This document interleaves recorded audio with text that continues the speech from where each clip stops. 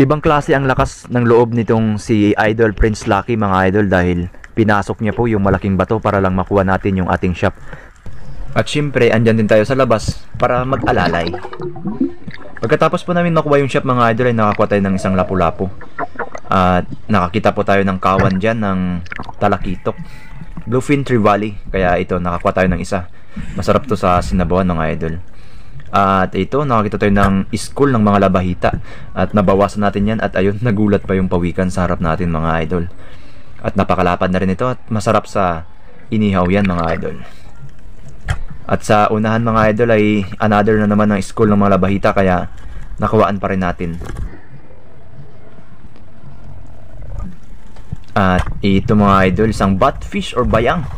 Napakalaki rin ito mga idol. Lumabot po ito ng 3 kilo. At ito talaga mga bayang ay masarap yan sa inihaw.